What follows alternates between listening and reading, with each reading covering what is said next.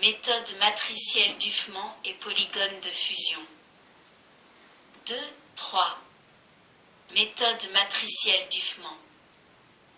Nous savons que le tableau de Carnot ne permet pas de résoudre directement un problème séquentiel.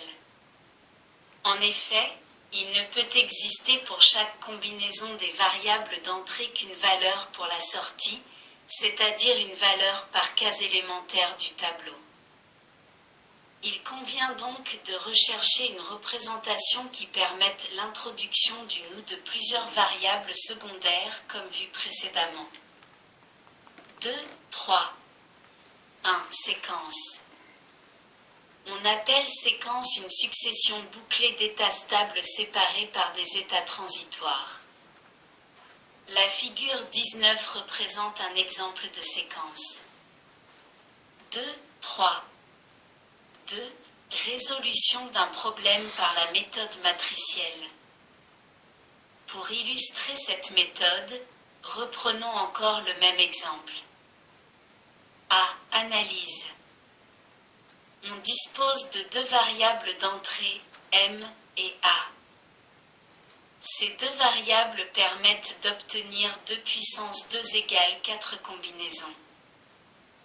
Comme point de départ, on se sert d'un tableau avec 4 colonnes correspondant aux combinaisons des entrées que l'on range selon le code binaire réfléchi. Dans une 5e colonne, on inscrira la valeur binaire de l'état de sortie. Le tableau est représenté figure 20. Reprenons le fonctionnement du montage et définissons le nombre d'états stables. 0. État initial, A égale 0, M égale 0, avec L égale 0.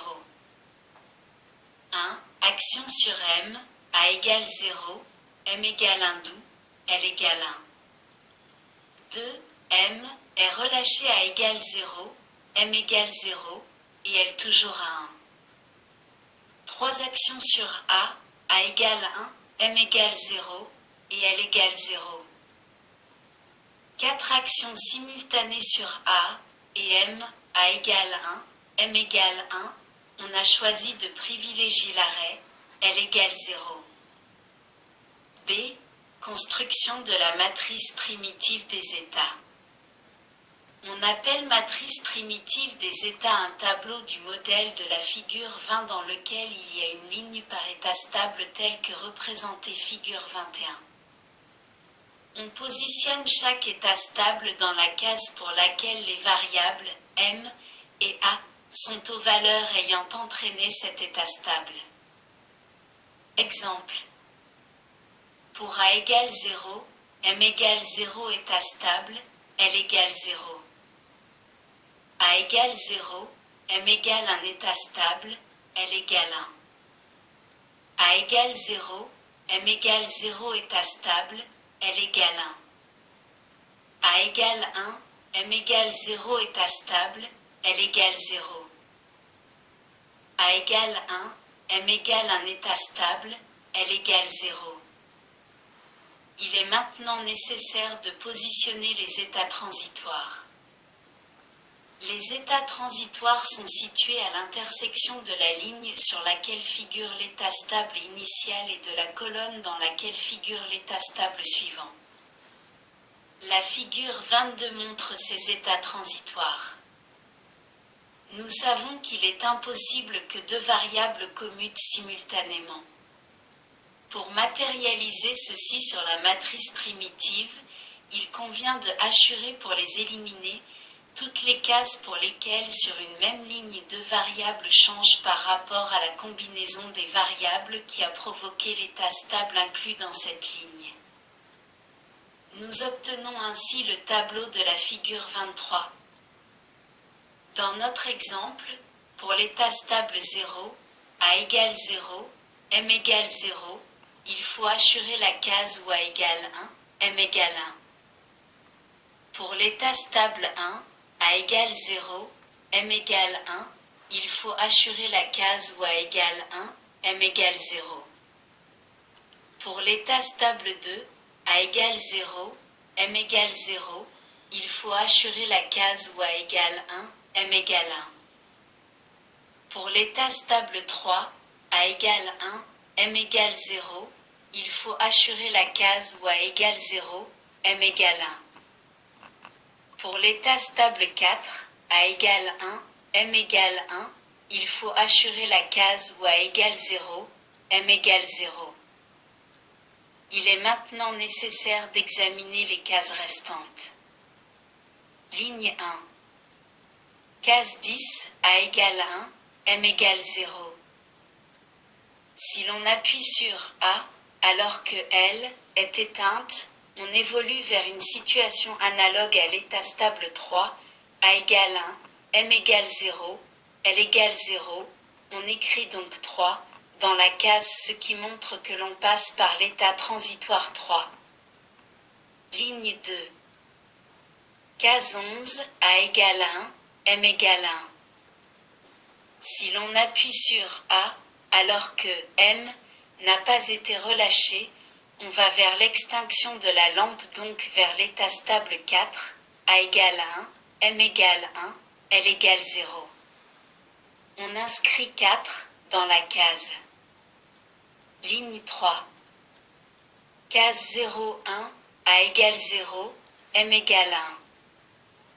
Si l'on appuie sur Marche alors que la lampe est déjà allumée, ceci n'a pas d'effet et on va vers l'état stable 1, A égale 0, M égale 1, L égale 1, on écrit donc 1 dans la case.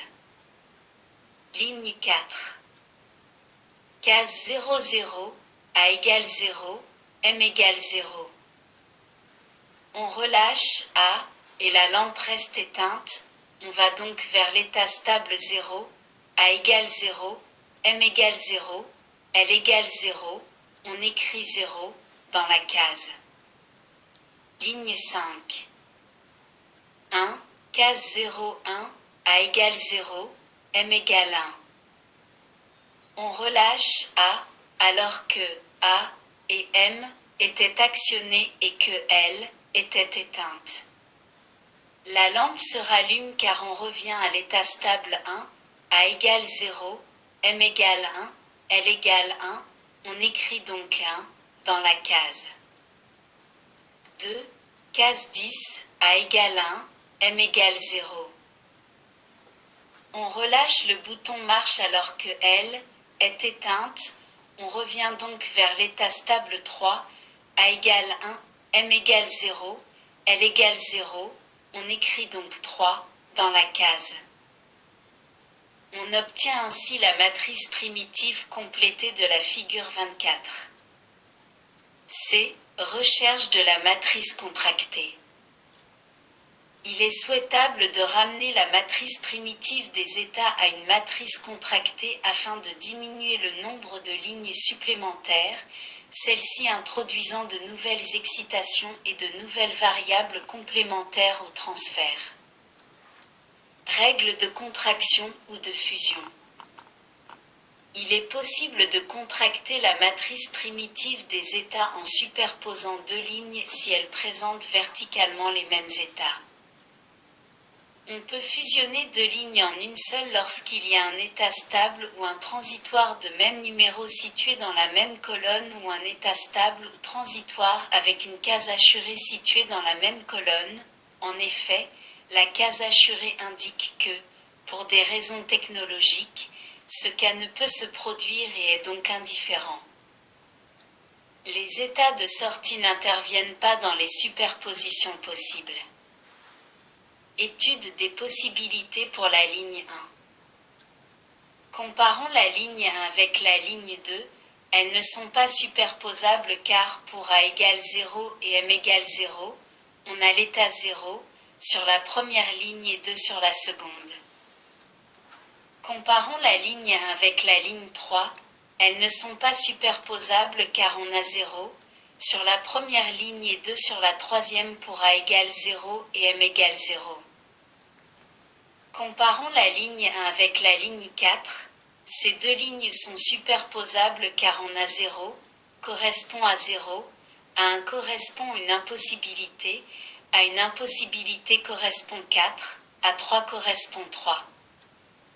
Comparons la ligne 1 avec la ligne 5, ces deux lignes sont superposables. Pour la ligne 2, les combinaisons possibles sont ligne 2 et 3 superposables. Ligne 2 et 4 non superposables. Ligne 2 et 5 superposables. Pour la ligne 3, les combinaisons possibles sont ligne 3 et 4 non superposables. Ligne 3 et 5 superposables. Pour la ligne 4, les combinaisons possibles sont ligne 4 et 5 superposables. D. Polygone de fusion. Répartissons sur un cercle en comptant dans le sens des aiguilles d'une montre les 5 points matérialisant les 5 lignes de la matrice primitive des états, nous obtenons la figure 25. Relions ensemble toutes les lignes superposables comme représentées figure 26. E. Interprétation du polygone de fusion. Nous obtenons deux triangles de sommet 1, 5, 4 et de sommet 2, 5, 3. Règle. Nous pouvons fusionner par exemple 2, 3, 5, n, sommets reliés entre eux, mais chaque sommet ne doit figurer que dans un seul groupement de telle sorte que dans notre cas, on peut réaliser les groupements 1, 4, 5 et 2, 3, ou 2, 3, 5 et 1, 4. Nous préférons 1, 4, 5 et 2, 3, car à l'intérieur de chaque groupement l'état des sorties est identique. Ceci va faciliter ultérieurement les groupements dans l'ultime tableau de Carnot, mais ce n'est pas obligatoire et surtout pas toujours possible. F. Matrice contractée ou tableau de fusion. Superposons les lignes 1, 4, 5 représentées figure 27. La figure 28 montre les lignes 1, 4, 5 après contraction. La figure 28 nous montre que les états stables l'emportent sur les transitoires à la fusion. La figure 29 représente les lignes 2, 3 de la matrice primitive avant fusion. La figure 30 représente les lignes 2, 3 après fusion. Nous pouvons reconstituer une matrice dite contractée au moyen des lignes 1, 4, 5 et 2, 3. La figure 31 représente cette matrice contractée. Nous voyons à la figure 31 que la matrice contractée comprend deux lignes, ce qui signifie que les variables complémentaires au transfert sont au nombre de 1 seulement que l'on appelle x. Pour une matrice de 2 puissance 1 égale 2 lignes, on a un variable complémentaire. Pour 2 puissance 2 égale 4 lignes, on a deux variables complémentaires et pour 2n lignes, on a n variables. Si la matrice comprend 2 puissance 0 égale une ligne, le système examiné peut se résumer à un système combinatoire, aucune variable complémentaire. G. Établissement du tableau de Carnot ramenant le problème à un problème combinatoire. Établissons le tableau de Carnot de la sortie en reportant les valeurs binaires de la sortie pour les états stables considérés dans la matrice contractée.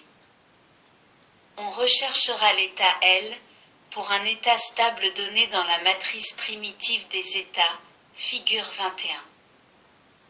Pour 0, L égale 0. Pour un L égale 1. Pour 2 L égale 1. Pour 3 L égale 0. Pour 4 L égale 0. Nous obtenons la figure 32. Il reste 3 cases à remplir pour les états transitoires. Nous reporterons l'état logique de la sortie, 1 ou 0, pour l'état stable vers lequel l'état transitoire considéré évolue. L'état transitoire 1 évolue vers l'état stable 1, pour lequel elle égale 1. L'état transitoire 4 évolue vers l'état stable 4, pour lequel elle égale 0. L'état transitoire 3 évolue vers l'état stable 3, pour lequel elle égale 0. Reportons ces valeurs dans la matrice de la figure 32. Nous obtenons le tableau de Carnot de la figure 33. À partir de ce tableau de Carnot, le problème est redevenu un problème combinatoire. Nous pouvons réaliser les groupements comme nous avons appris à le faire. Ils sont représentés figure 34. Nous obtenons l'équation de L, suivante. L égale à barre, M plus à barre, X. Soit L égale à barre, M plus X. On retrouve bien l'équation obtenue par les méthodes précédentes. Nous disposons donc de deux méthodes pour résoudre un problème séquentiel. La méthode des phases généralisées. La méthode matricielle d'Huffman. Nous préférons la méthode d'Huffman qui est plus abstraite mais à la fois plus systématique et plus sûre. Toutefois, la méthode des phases généralisées présente l'avantage de permettre une visualisation des aléas de fonctionnement possibles et leurs éliminations plus faciles. On peut donc seulement recommander l'utilisation de la méthode des phases comme vérification d'un schéma obtenu par la méthode d'Huffman afin de rechercher d'éventuels aléas. Dans la prochaine leçon, nous allons examiner à présent les bascules bistables.